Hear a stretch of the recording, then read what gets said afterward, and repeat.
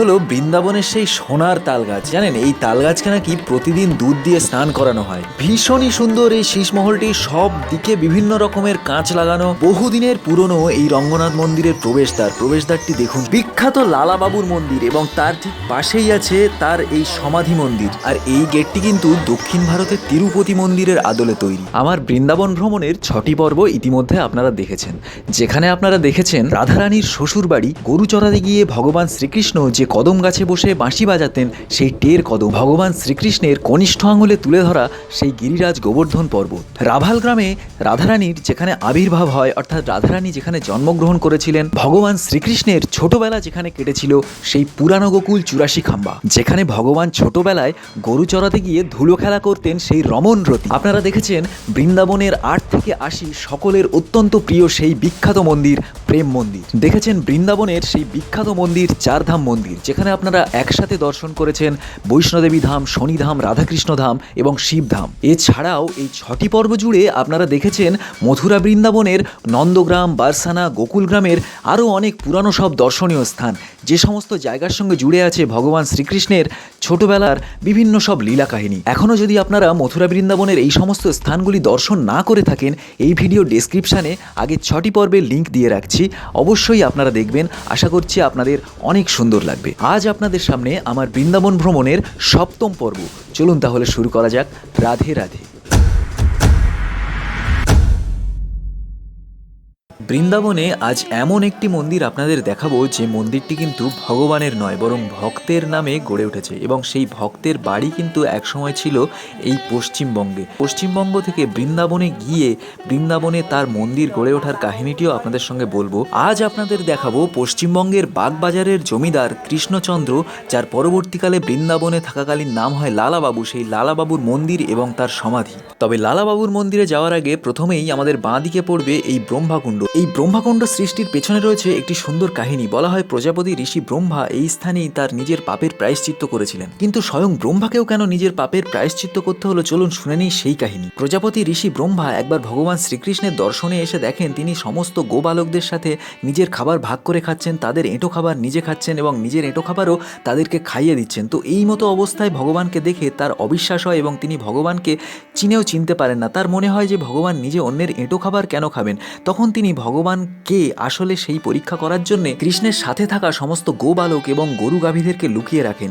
এদিকে অন্তর্যামী ভগবান তা জানতে পেরে নিজেই সমস্ত গরু গাভী এবং গোবালকদের রূপ ধরে সেদিন সকলের বাড়িতে ফেরেন। পরের দিনও ব্রহ্মা এসে দেখেন ভগবান শ্রীকৃষ্ণ আবার সকলের সাথে সেইভাবেই খাবার ভাগ করে খাচ্ছেন। তখন ব্রহ্মা অবাক হয়ে গিয়ে তার সেই গোবালকদের লুকিয়ে রাখা স্থানে গিয়ে দেখেন সেখানেও সমস্ত গোবালক এবং গরু গাভী লুকানোই আছে। তখন ভগবান শ্রীকৃষ্ণ নিজেই ব্রহ্মার রূপ ধরে ব্রহ্মলোকে গিয়ে ব্রহ্মার আসনে বসেন এবং দ্বাররক্ষীদের বলেন তার রূপ ধরে একজন নকল ব্রহ্মা ঘুরে বেড়াচ্ছে, তাকে যেন ঢুকতে না দেওয়া হয়। ব্রহ্মা ব্রহ্মলোকে ফিরে গিয়ে নিজের স্থানে নিজেই ঢুকতে বাধা পেয়ে দ্বাররক্ষীদের কাছে তখন সেই নতুন ব্রহ্মাকে দেখতে চান এবং ভগবান শ্রীকৃষ্ণের সামনে গিয়ে তখন তিনি সবটাই বুঝতে পারেন এবং নিজের কৃতকর্মের জন্য লজ্জিত হয়ে ভগবান শ্রীকৃষ্ণের কাছে ক্ষমা প্রার্থনা করেন। বলা হয় ব্রহ্মা এই স্থানে এসেই নিজের পাপের প্রায়শ্চিত্ত করেছিলেন এবং ব্রহ্মার অশ্রু নিঃসৃত জলে গড়ে ওঠে এই কুণ্ডটি। এবারে আমরা যাব শ্রীকৃষ্ণের পরম ভক্ত সেই লালাবাবুর মন্দিরে। এই লালাবাবুর বাড়ি কিন্তু ছিল পশ্চিমবঙ্গের বাগবাজারে এবং তিনি ছিলেন একজন জমিদার। একদিন পালকিতে চেপে যেতে যেতে এক ধোপার কন্যার মুখে বাসনায় আগুন দেওয়ার কথা শুনে মনে মনে তিনি তার নিজের কামনা বাসনার সমাপ্তি ঘটিয়ে বৃন্দাবনে এসে গুরুদেব শ্রীজীব গোসাইয়ের চরণে নিজেকে সঁপে দেন এবং সমস্ত সুখ অহংকার ত্যাগ করে পথে পথে ভিক্ষা করতে থাকেন। এবং পরবর্তীকালে অনেক কঠিন তপস্যার ফলে তিনি গুরুকৃপা লাভ করে দিব্য দৃষ্টিতে রাধাকৃষ্ণের যুগল রূপ দর্শন করেন। তিনি তার পরম আরাধ্যা ভগবানের জন্য এই সুন্দর মন্দিরটি নিজে হাতে তৈরি করেন। এই হচ্ছে সেই লালাবাবুর মন্দির। দেখুন সামনেই লেখা আছে লালাবাবু কা মন্দির এবং দেখুন তার নিচে কিন্তু বাংলাতেও লেখা আছে লালাবাবুর মন্দির। যেহেতু তিনি বাঙালি ছিলেন একজন, তাই জন্য এখানে বাংলাতেও লেখা আছে। আর এই লালাবাবু নাম কিন্তু তার গুরুদেব তাকে দিয়েছিলেন। আর এই মন্দিরের পাশেই কিন্তু লালাবাবুর সমাধি আছে। দেখুন সেই লালাবাবুর সমাধি স্থান, লালাবাবুর সমাধি মন্দির, এখানে লেখা আছে লালাবাবুর সমাধি মন্দির, দর্শন করুন। লালাবাবুর মন্দির দর্শন করে আমরা এলাম এই শ্রীধাম গদাবিহার মন্দির দর্শন করতে। এখানে বলে রাখি, এই মন্দিরগুলি কিন্তু সবই হাঁটাপথের দূরত্বেই অবস্থিত, অর্থাৎ কিছুটা দূরে দূরেই কিন্তু মন্দিরগুলি অবস্থিত। আপনারা এই মন্দিরগুলি হেঁটেই দর্শন করতে পারবেন। আমরা এখন প্রবেশ করেছি গদাবিহার মন্দিরের ঠিক ভেতরে, আর এই গেটটি দেখুন কত সুন্দর করে তৈরি করা। আর এই মন্দিরের মধ্যে কিন্তু আছে প্রচুর ঠাকুরের মূর্তি, যা কিন্তু এক কথায় খুবই সুন্দর দেখতে। গেট দিয়ে ঢুকেই বাঁদিকেই দেখতে পাবেন এই একে একে নবগ্রহ ঠাকুরের 9টি মূর্তি। খুব সুন্দর করে কিন্তু মূর্তিগুলি তৈরি করা দেখুন, এবং নবগ্রহ ঠাকুরের 9টি মূর্তি কিন্তু এখানে আছে।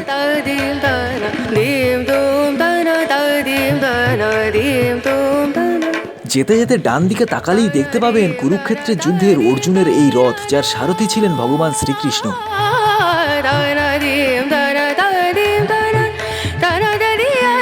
আর এখানে আছে খুব সুন্দর করে তৈরি করা একটি মূর্তি, যেখানে ভগবান শ্রীকৃষ্ণ বসে বসে তার বাঁশি বাজাচ্ছেন, এবং পেছনেই আছে তার প্রিয় গাভী, যার গায়ে হেলান দিয়ে বসে ভগবান শ্রীকৃষ্ণ পরম শান্তিতে তার বাঁশি বাজাচ্ছেন। সেই সুন্দর দৃশ্যটি এখানে দেখানো হয়েছে। আমরা এখন প্রবেশ করব মূল মন্দিরের ভেতরে। আর আপনাদেরকে আগেই বলেছি যে এখানে কিন্তু প্রচুর পরিমাণে ঠাকুরের মূর্তি আছে। আর এখন আমরা দেখব আমাদের যে সপ্ত লোক আছে, অর্থাৎ ব্রহ্মলোক, শিবলোক, এইরকম বিভিন্ন লোকের কিছু কিছু দৃশ্য। প্রথমেই আমরা প্রবেশ করেছি শিবলোকে। শিবলোকের সাথে সম্পর্কিত সমস্ত মূর্তি কিন্তু এখানে আছে, এবং মূর্তিগুলো কিন্তু খুবই সুন্দর করে তৈরি করা।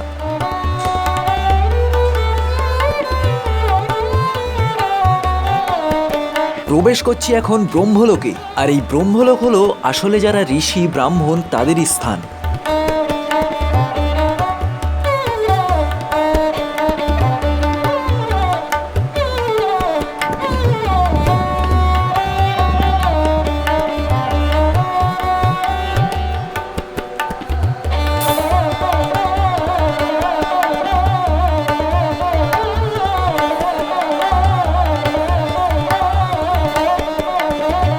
এখন আমি প্রবেশ করছি পাবন তপলোকে। চলুন দেখে নেব এই পাবন তপলোক আসলে কেমন হয়।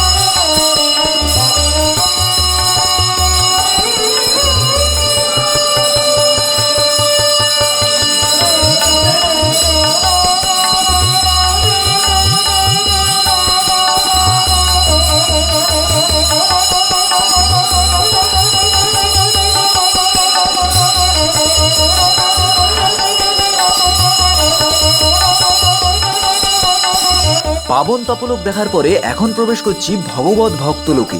চলুন যাওয়া যাক।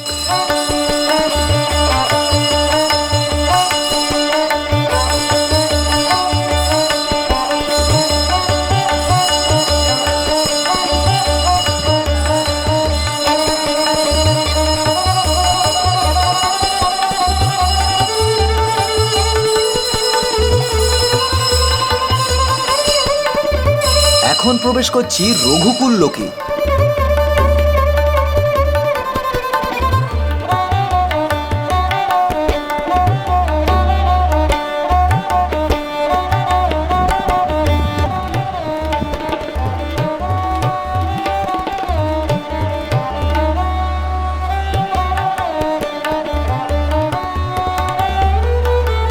প্রবেশ করছি এখন জগৎগুরু লোকে।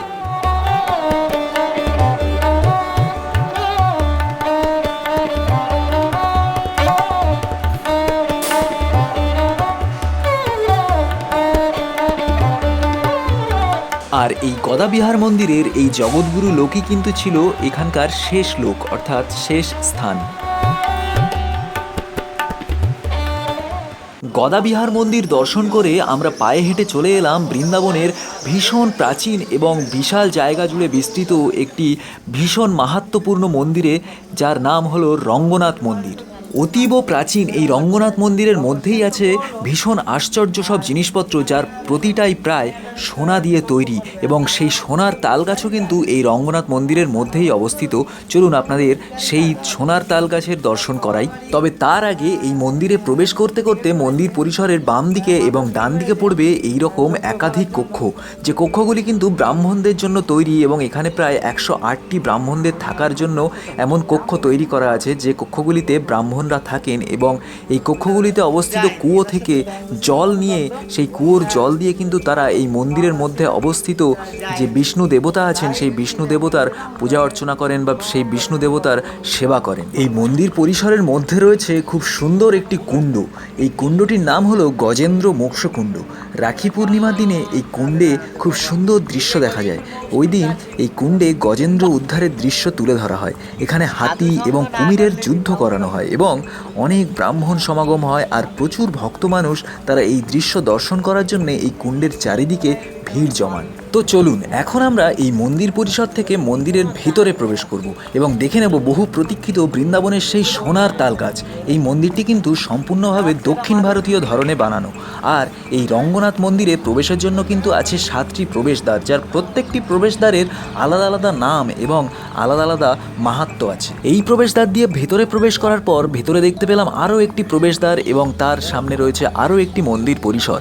এই হলো ভেতরের মন্দির পরিসরটি। আর সামনের এই প্রবেশদ্বার দিয়ে ভিতরে প্রবেশ করতেই সামনেই দেখতে পেলাম বহু প্রতীক্ষিত বৃন্দাবনের এই সুন্দর সোনার তালগাছ। দর্শন করুন বৃন্দাবনের এই সুন্দর সোনার তালগাছ। প্রায় 60 ফুট লম্বা এই সুন্দর সোনার তালগাছটি কিন্তু প্রায় 12.5 মণ সোনা দিয়ে তৈরি করা। আর এই মন্দিরটি এতই পুরনো, শুনলে অবাক হবেন। এখানে কিন্তু এর পাশে এই যে ভাঙা অংশটি দেখছেন, এখানে আরও একটি এরকম সোনার তালগাছ ছিল, কিন্তু ইংরেজরা যখন ভারত লুণ্ঠন করে এখান থেকে কিন্তু একটি সোনার তালগাছ ভেঙে নিয়ে চলে যায়, যার ফলে আজ একটি সোনার তালগাছ এই মন্দিরে সংরক্ষিত অবস্থায় রয়েছে। তবে শুধুমাত্র কিন্তু এই সোনার তালগাছ নয়, মন্দিরে আছে আরও অনেক দেখার জিনিস, যা দেখে বিস্মিত হয়ে যেতে হয়।